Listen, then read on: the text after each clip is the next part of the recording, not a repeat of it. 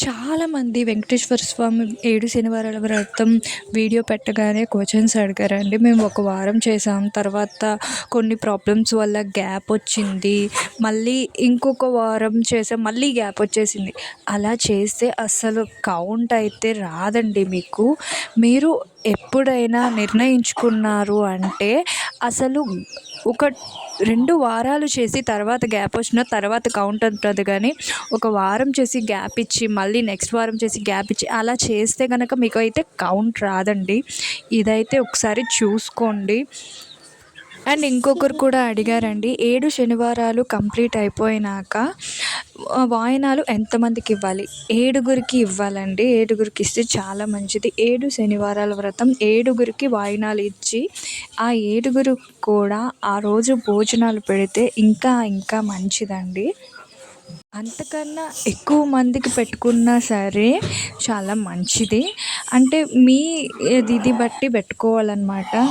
నిజంగా సంకల్పించుకుంటే గనుక 7 శనివారాల వ్రతం కంప్లీట్ అయ్యేలోపు మీరైతే మంచి శుభవార్త వింటారు. ఖచ్చితంగా మీ కోరిక అయితే నెరవేరుతుంది అని నా నమ్మకం అన్నమాట.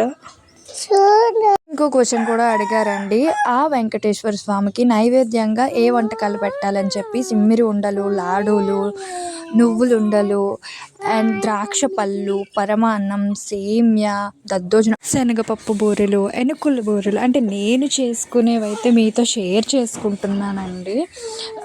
ఏమేం చేశాను ఏంటి అనేది అయితే మీకు కంప్లీట్గా వీడియో చేసి అయితే పెట్టుకుంటున్నా. అంటే దేవుడిది ఇట్లా చేస్తే మంచిది, 7 శనివారాలు కంప్లీట్ అయినాక ఇలా వాయినాలు ఇచ్చుకుంటూ అందరికీ భోజనాలు పెడితే ఇంకా మంచిది అని చెప్పి మీతో అయితే షేర్ చేసుకుంటున్నా.